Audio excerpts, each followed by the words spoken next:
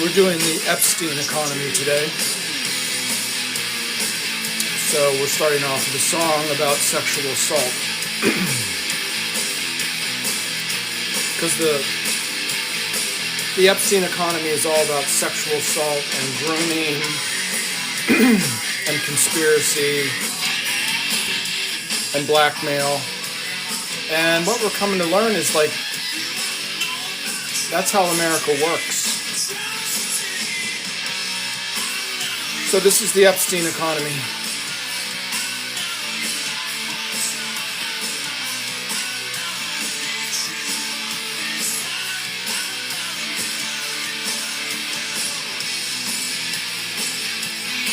So this is STP's first signal, first single in 1992 that like blew them wide open. And I always like to remind everybody that 1991, December 26th, is when the Soviet Union officially ended. The Cold War ended. So all this grunge culture, music, and so forth, like all blew out at the same time at the end of the Cold War. So it's an interesting thing to think about. Like before that, the economy, like the economy of Reagan in the 1980s, was a reset, very influenced by the fact that we were competing with the Soviet Union and we were bogged down in the inflation of the 1970s. And there was some sense that like we weren't winning the Cold War. The real architect of the Reagan Revolution is not Milton Friedman. It is a gentleman by the name of Paul Craig Roberts, who I'd suggest you get familiar with. He actually won an award from the nation of France, of all places, for what's called the supply side revolution. It's not the Laffer curve. It's not Art Laffer. It's Paul Craig Roberts. So if you remember coming out of the 80s, we had the S&L crisis, right? Okay, so we'll get back to that. But what we're learning from the Epstein files is how America really works. America's not run by the Fed, it's not run by the liberals, it's not run by the oligarchs, it's run by conspiracy. I'm pretty much the best guy on the internet when it comes to that statement right there. Everybody else is still sort of catching up, right? They're like, wow, like Israel has a lot of influence. But how that influence really works is not even through above board channels. So if you go into the Epstein files, we not only see these horrible trafficking exposés, we see that Epstein is part of the Dalton School, where Bill Barr's father was a member of the OSS, which is the CIA of the United Kingdom.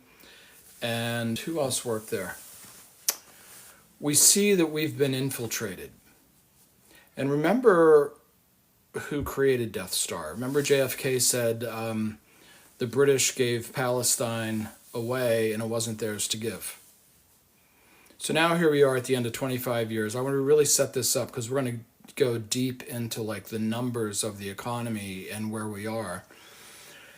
So roughly for 25 years, we've been fighting this war on terror. And then we can see from the Epstein files that everything from like Kavanaugh to Yemen to Ukraine to the Abraham Accords is being negotiated by Jeffrey Epstein, who's a trafficker. So my thesis is if you really look at how the American economy works, we are all living through a kind of grooming operation where things get worse and worse, and the threat of something like the stock market going down is on everybody's mind. So we justify the fact that our standard of living is going down because we can't afford to have the stock market go down. In other words, we all work for the people on the island. And if you don't do what the people on the island tell you to do, you're going to be thrown off the island. We're going to call the police. We're going to send ICE after you. If you try to default on your student loans, bad things will happen to you. The whole economy now works in a kind of feedback loop that's a lot like the world that you see in the Epstein files. It's not the liberals, it's not the conservatives. It's way, way worse. So, just to get into it, we also have to come to grips with the only thing really happening in the American economy is this emphasis on AI. For better or worse, that's what it is. So conveniently, Mark Andreessen,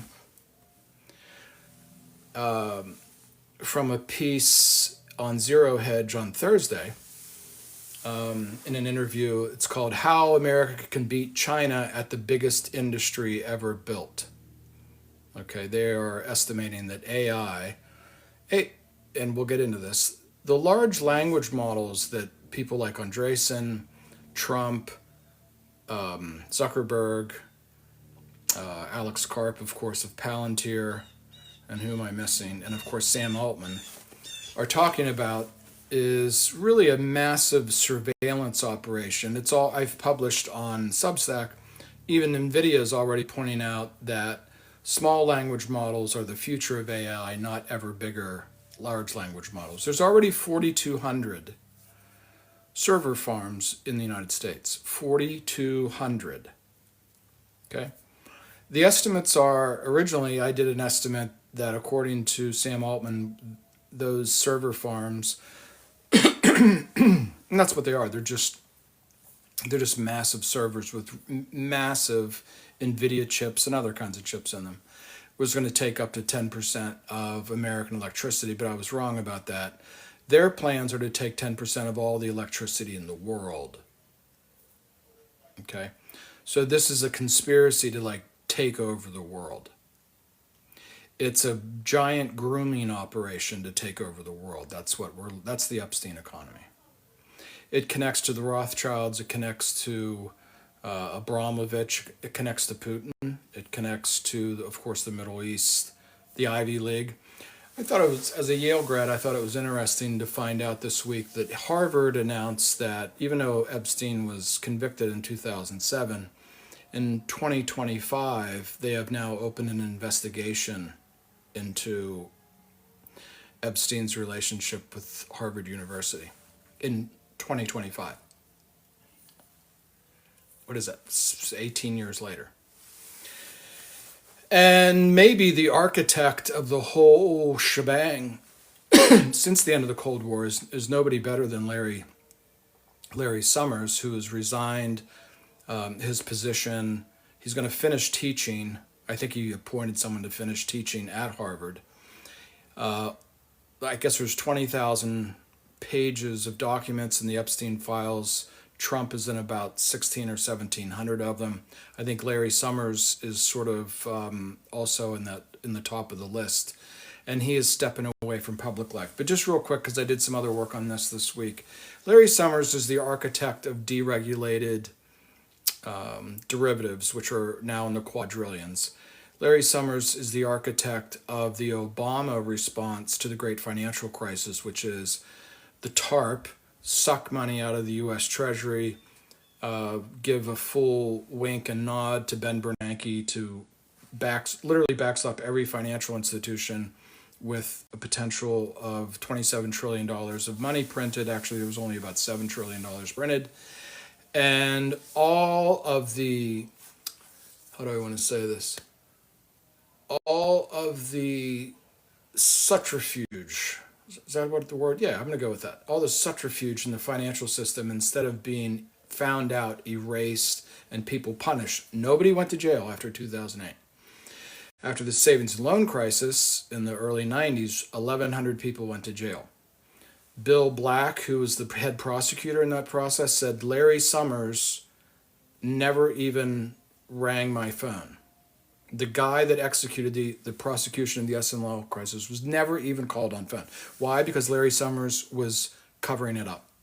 This is the Epstein economy. Everything is covered up. All the criminals have all the control. It's not like you think that there's by the way, this is the hexagram that you roughly can make from the OpenAI symbol. We're all in the hexagram now.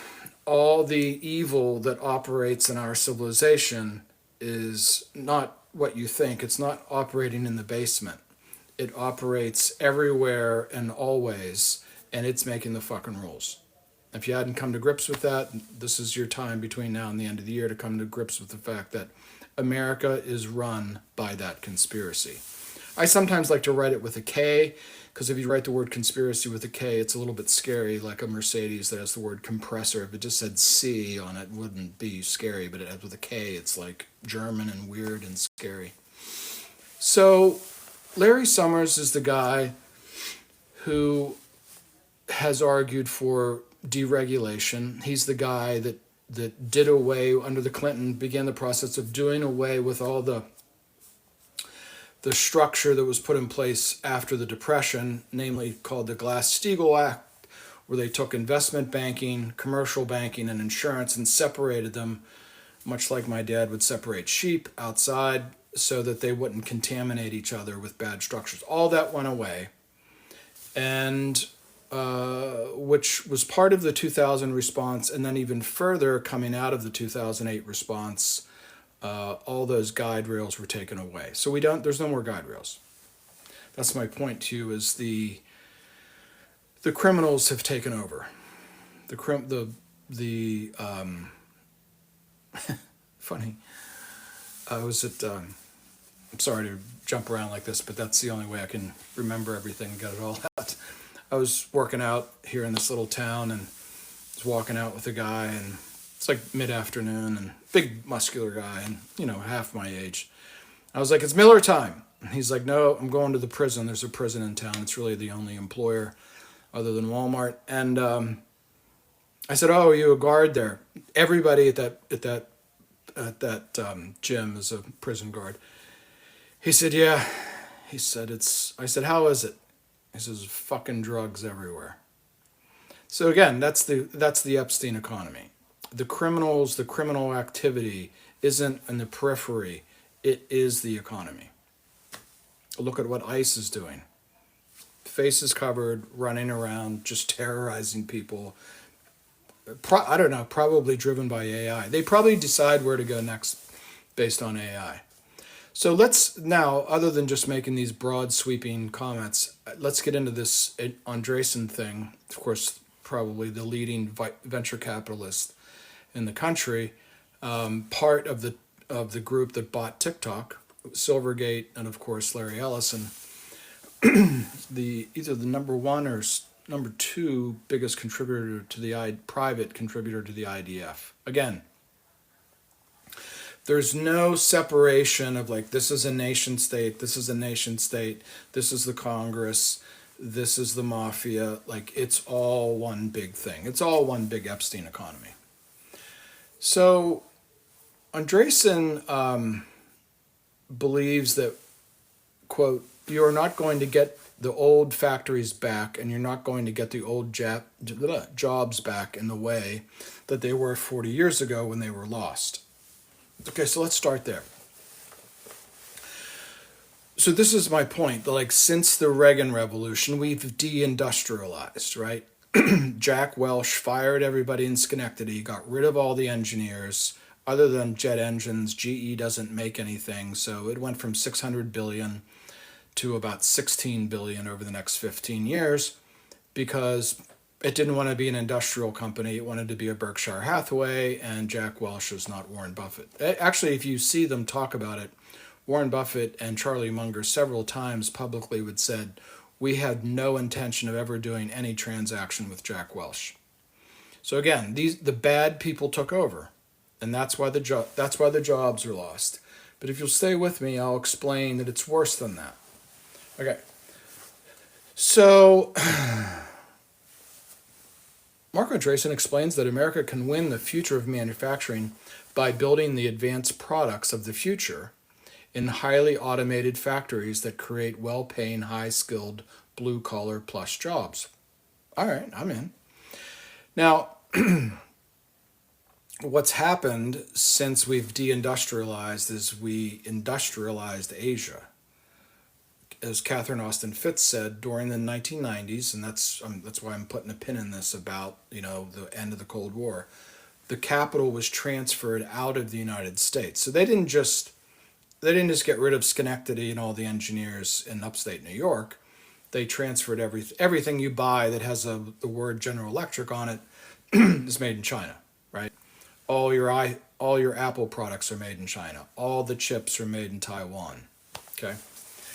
So now we're left with really not a lot going on here in the States other than server farms. And we'll get to that at the end. So let's listen to Mark. What you have is a large number of jobs that are kind of called them blue collar plus jobs, and then also white collar jobs and all the associated service jobs around those that are building and maintaining that new kind of plant to build that new kind of thing. By the way, you can see this if you visit a Tesla you go visit a Tesla factory today. You see this in action. Like this is how the world's leading manufacturers actually do this. Like this is actually happening.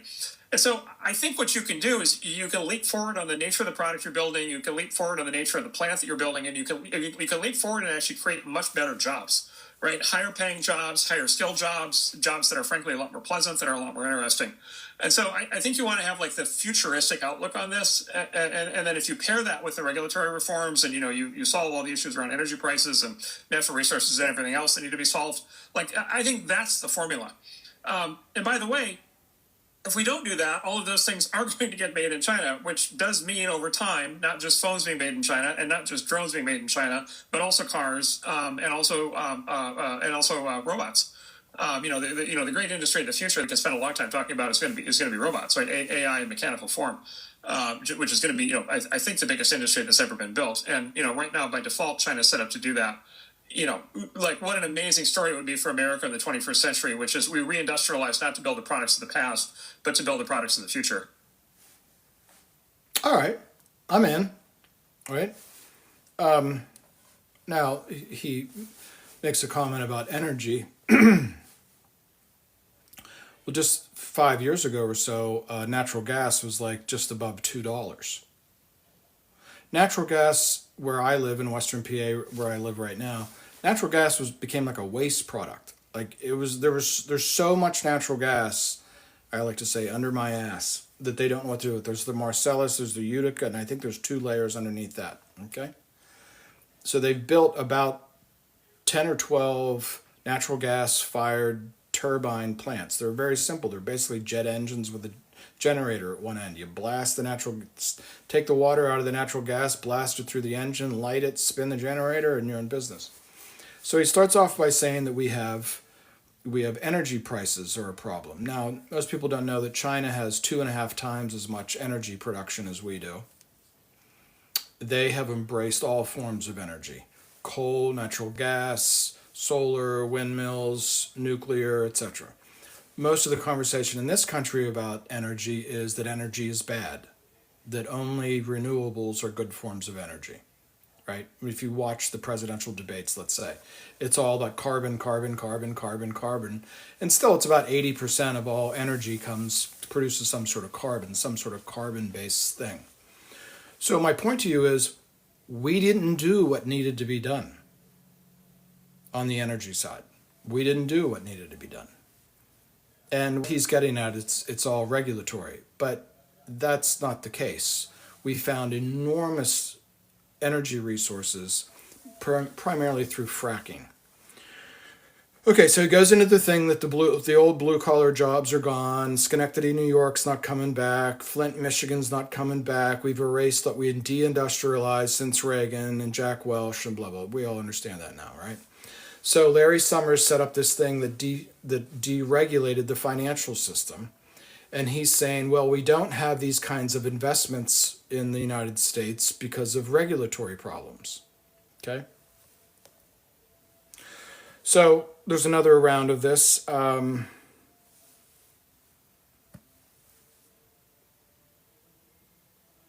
Let's go again.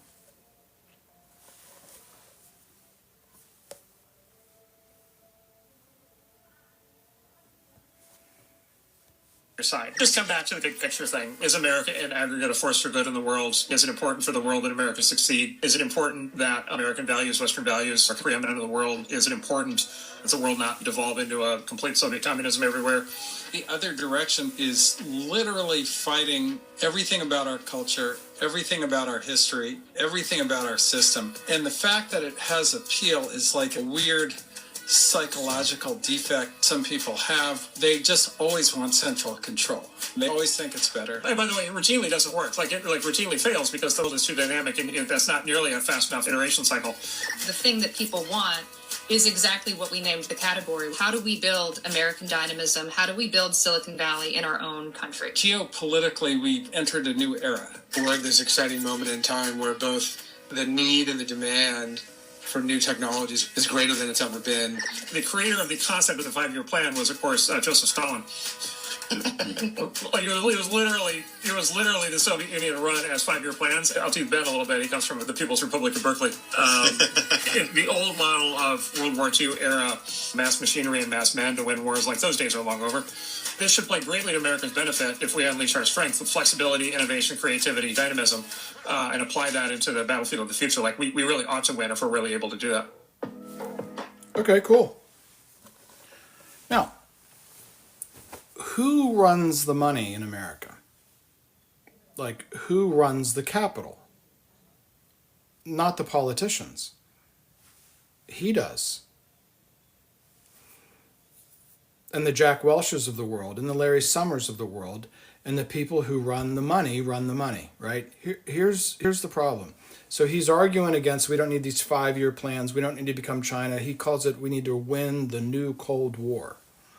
China doesn't want a new Cold War. Russia doesn't want a new Cold War. Iran doesn't want a new Cold War. They want a new Cold War. Hold on, you got to hang with me. Now, for the last 25 years, we've been fighting this thing called the War on Terror, which takes about $1 trillion a year. We have nothing to show for it. All the weapon systems, all the missiles, all the salaries, all the veterans benefits, is about $1 trillion. It's about $850 billion a year is our defense budget. This was Syria, this was Libya, this was Iraq, this was Afghanistan, which we left after 20 years and accomplished nothing. This is the Sudan, this is on and on and on. Now we're headed to Venezuela. It's $1 trillion a year for 25 years. So that's $25 trillion that went into war. Okay? Then at the same time, every year since 2001, since the dot-com bubble, again, this goes back to Larry Summers, that took away the Democratic Party during the Depression, made share buybacks illegal. In other words, Apple and Berkshire Hathaway and General Electric and so forth were not allowed to buy back their own stock. We've been buying back our own stock at about $1 trillion a year. So the corporations opened the window and threw out $1 trillion year after year after year. Okay, this isn't hard. So $1 trillion divided by 360 is like what, $300 million a day. Do we just put the top down of the convertible and just throw $300 million out the fucking roof day after day after day for 25 years. Okay? So 25 and 25 is $50 trillion that's been pissed away on warfare and share buybacks. Okay? The reason that these things aren't being built in America, let's do Apple, right? So Trump wants Tim Cook to start building iPhones in Texas.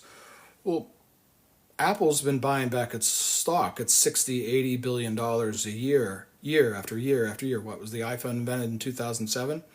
So 15, 18 years. Let's just round it off to $50 billion a year that just went to share buybacks. They didn't decide to build something in Texas. They didn't decide to build things in California. They didn't decide to build things in India. They decided to train the people at Foxconn in China. It's 350,000 people in one place that build all the i products, the iPhone and the iPad and so forth. They made the decision not to make the investments. It has nothing to do with government regulation or energy prices. Okay? There's a factory in China right now that spits out one cell phone per second, has no employees. It's all robotic. They decided not to build these things anywhere, whether or not they're even in the United States. Okay? So, hold on, you got to stay with me. Now, remember, the backdrop of this whole thing is Alex Karp, the CEO of Palantir, wrote this book called The Technological Republic. So they're setting this up that somehow Americans are the problem, somehow our democracy is the problem, somehow the regulations are the problem. And what has really happened since the end of the Cold War is massive deregulation, massive warfare, and massive shared buybacks. I would posit to you that these people have nothing. The real problem is the Mark Andreessens of the world have been fucking around with like creating Uber and Slack and software as as a service business models, and they have nothing to show for it. You follow me? They didn't make any of these investments. Now what they're trying to do is completely they're not going to call it a bailout, but they're going to argue that, like Tesla and SpaceX, their model, they're condemning centralization. Their model is they're going to build things and sell them to the government. Now, the government's already running a 7% deficit under Trump. Okay? You with me on this? We deregulated, we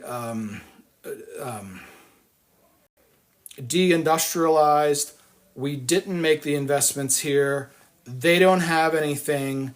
All they're building now, like the whole thing is AI bubble. AI is not a bubble.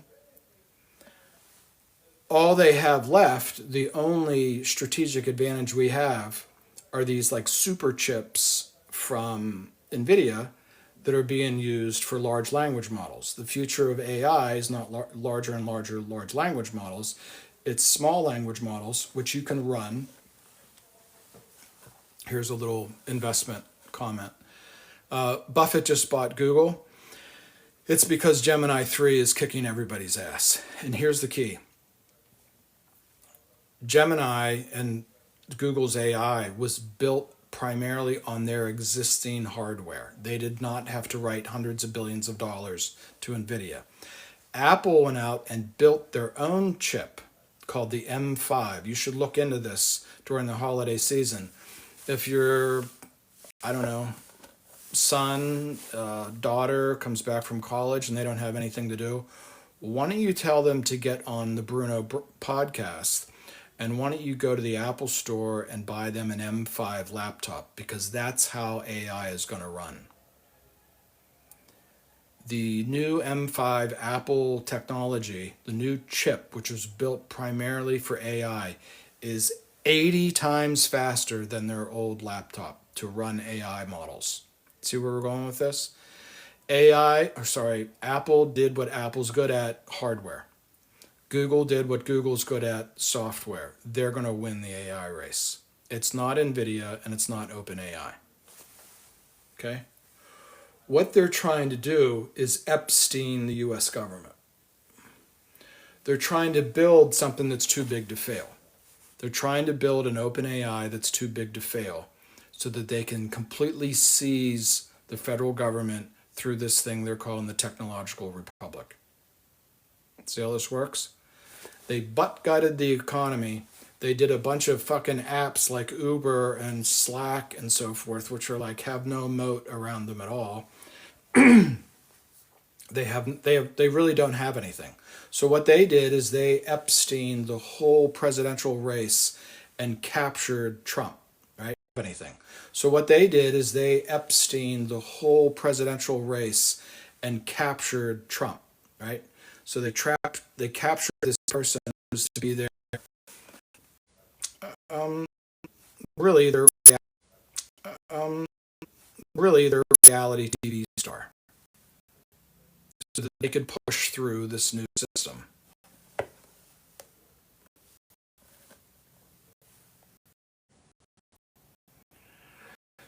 You've probably not going back to bicycle. I don't know why we're on manufacturing plant. Going to build bicycles the way they did 40 years ago. Blah, blah, blah. You've probably not going back to bicycle. I don't know why we're on manufacturing plant going to build the way they did 40 years ago. Blah, blah, blah. And this is wrong. Factories required to build these new products and over to the labor-intensive assembly lines that still dominate much of China's export machine. This is not correct. They're not building bicycles in China by hand. These people are 10, 15, 20 years late on this. Remember when J.D. Vance said we borrow money from Chinese peasants to buy things made by Chinese peasants? They have no idea what the fuck they're talking. This is false. You can't even buy an Audi in China anymore because the Chinese luxury cars are so superior. They don't even sell Audi-based automobiles in China that are built in China under the Audi badge because the quality is seen as so much inferior because the Chinese have made such massive investments in their manufacturing. If we don't do all that, all those things are going to be made in China. Not just phones and not just drones, but also cars and also robots. The great industry of the future is going to be robots, AI in mechanical form. But nobody fucking stopped these people from investing in robots. Nobody stopped I don't want to say the oligarchy, but nobody stopped our system from making these investments. Hold on.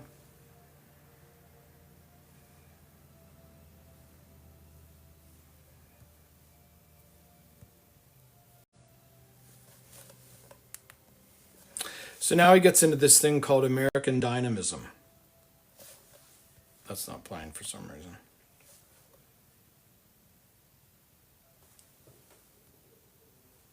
Let's go back here.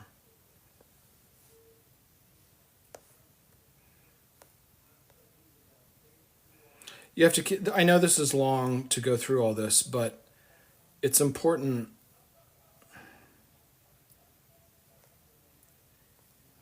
What he's really asking for, I'll explain this while we're looking for. What he's really asking for is control of the entire government because they don't have anything, they haven't made these investments. That's my thesis to you. China has, we haven't. They know we're in big trouble. Okay?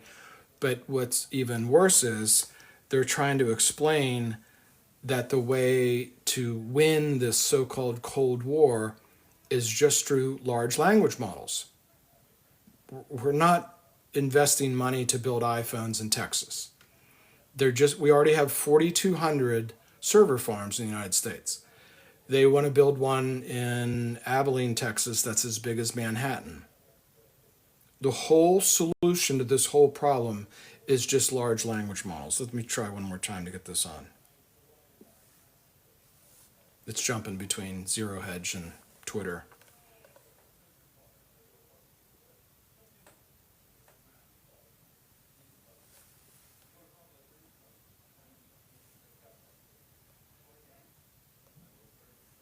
I want to ask you the same question I asked Catherine about our unique strengths relative to their unique strengths, because I heard you say this framing in another conversation, which I really liked, which is, are we going to win by being more like us or more like them? So why don't you flesh that out a little bit, Mark? Yeah, so we actually had this fight. This fight actually happened during the first Cold War with the Soviet Union, and there was just this raging debate that started in the 1920s, but was fully raging in the 50s, 60s, 70s, including when I was growing up, which is basically democracy or dictatorship, and then free markets or state-directed capitalism, or sort of state-directed production. And this is a very real debate. And one of the sort of little fun facts of how kind of screwy everything got in the 20th century was common American undergraduate textbooks, economics textbooks in the 1980s, stated as fact that communism was the superior economic system to capitalism. And they would have these charts of projected growth rates, and they would show that it's purely inevitable that communism was going to outperform capitalism because it was a better organized system, right? It had top-down controls. It didn't have all this messy inefficiency of free market capitalism. And so, a lot of sort of economic experts in the U.S., including ones with big newspaper columns and big media footprints, were basically selling the siren song of communism all the way through the late 80s. And the reason I say that is like that debate was actually happening all through that period, which is right. Are you better off having a Soviet style system where the state directs production, and if the state decides that you need to build tanks or planes or cars or anything else, like they're going to direct that that's going to happen. It's going to happen with maximum sort of centralized efficiency. It's going to happen with like entirety of the natural resources lined up against it, like everything orchestrated, in the right way to be able to maximize production. Or are you going to have the American system, which, has the aspects of, communism here and there, but it's much more, the pro argument, much more dynamic, much more flexible. So are you going to have in the American system, you're going to have a higher degree of sort of independent action on the part of individual capitalists, independent companies, independent technologists? Are you going to be inventing a much broader range of new technologies? Are you going to be deploying those technologies in much more creative ways? Are you going to be just like okay, that's faster great. on the innovation Thanks, curve Mark. because you've unleashed the Okay, this is complete subterfuge. Okay, nobody's been telling the Silicon Valley where to put its money. The Silicon Valley has been the thing that's run the economy since the end of the Cold War. Nobody's down there like telling them, well, you can't build that, you can't do this. So he's setting this thing up. Well, we've been constrained, and Alex Karp makes the same argument. The Silicon Valley's a bunch of pussies. They don't really want to build the kill chain. And they're the ones that under Trump are they're taking over. He is completely contradicting everything that the Trump administration has done.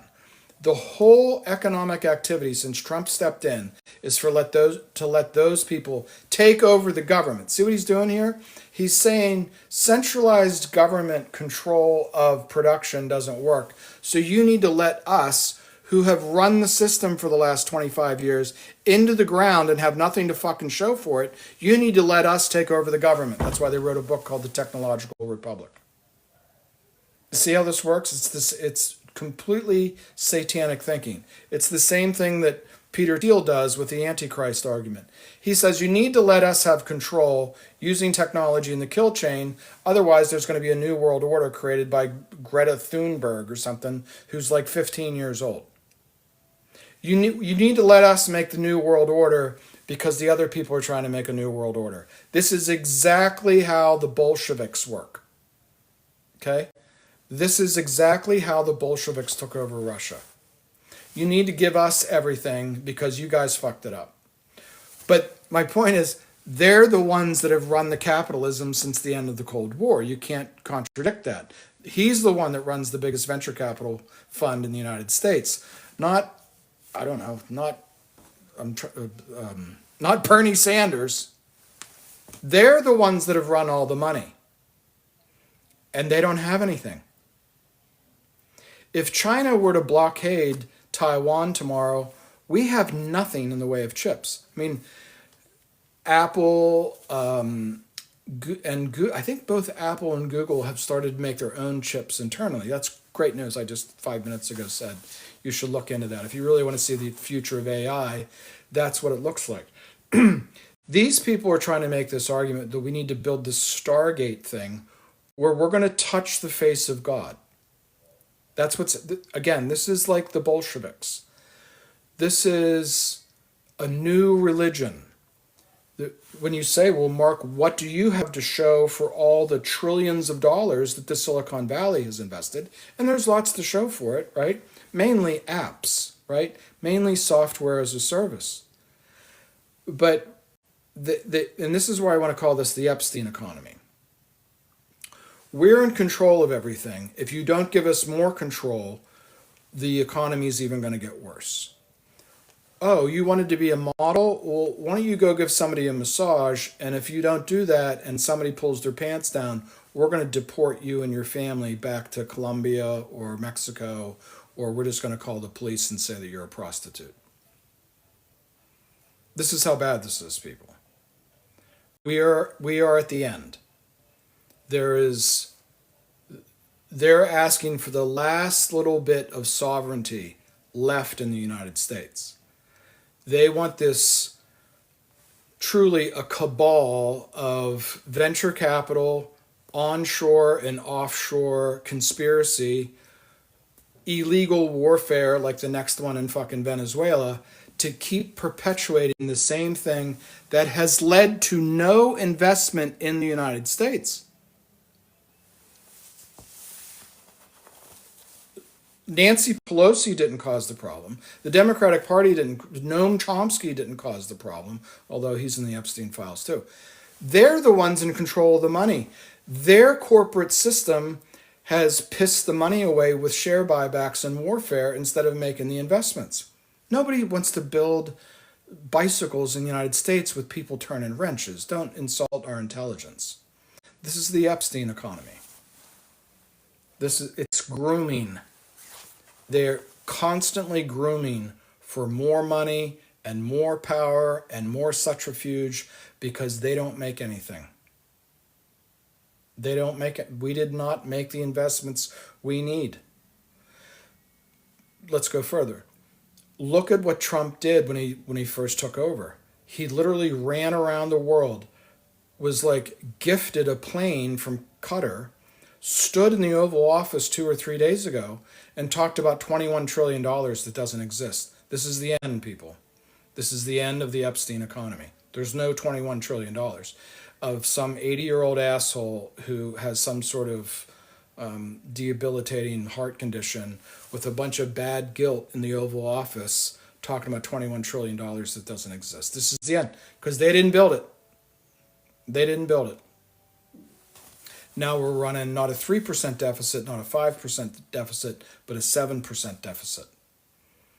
And they want to build this Stargate thing. If you remember, as soon as Trump took office, he flew to the Middle East and ran around and says, we're going to bring back trillions and trillions and trillions to buy back Stargate. In the Oval Office just 2 or 3 days ago, he turned to somebody and says, we're making real jobs here, aren't we? And it's the people who make the gas-fired turbines. Like, okay, great. At least we can still make a fucking turbine in the United States. You blow gas through it, spins a generator, makes electricity. At least we can still do something. They don't have anything, people. They don't have anything. Now, everybody wants to solve this, is AI a bubble problem? Their technological republic, Stargate, freak show, $21 trillion of $100,000 chips, that's a bubble. Okay? Now just think about this. Let's just wind down with this. So let's say this continues and we spend like $1 trillion a year on these large language models using the NVIDIA super chips, which are incredibly energy intense. Okay? One of the things that's so interesting about the M5, which is in the new Apple laptop, is it's relatively energy efficient. Why? Because if it wasn't, the laptop would catch on fire. Because that's how intense this AI activity is, right? Just like your phone when you have it on like Google Maps or something, like, and you're driving, it's just and it like heats up, right? What they want to do is take the last, I don't know, $3 or $5 trillion, put it all in NVIDIA chips, which burn out after 4 or 5 years. So let me conclude with 25 years, 25 trillion in share buybacks, 25 years of the war on terror, $1 trillion a year, nothing to show for it. That's 50 trillion. What they want to do is take the next 3 to 5 to 10, well, let's use Trump's $21 trillion, right? The $21 trillion that Trump talks about is the money that was lost for the last 25 years in things that have no return. And lastly, the way they're describing AI is not, it's worse than a bubble. It's a black hole. They want to just make this ever, ever, ever bigger large language model. And already, you can go look at this yourself. Right now, you can get on TikTok. Go study Google Gemini 3. They use their own hardware to build it. Okay? Using their own hardware, they didn't want to step in and spend hundreds of billions of dollars on new chips that are very energy intensive. Apple goes out and built, I've told you this already, goes out and builds the M5 for the same reason. Their program will take the last couple $1 trillion of surplus that we have to throw around and put it in something that will consume unbelievable amounts of energy, unbelievable amounts of capital, and ultimately within 3 to 5 years, the internet will just start to feed on itself, and the AI will be looking at slop on the internet created by the AI. These people have not made the investments. They have nothing to show for it globally. And now they're making this one last Hail Mary, Doug Flutie pass on large language models with NVIDIA chips that they think will like overwhelm the rest of the world, that their large language model will be so big it'll achieve this thing that they call general intelligence, that it'll be sentient, that it will be conscious, that it will be godlike. It's morally and spiritually a bankruptcy.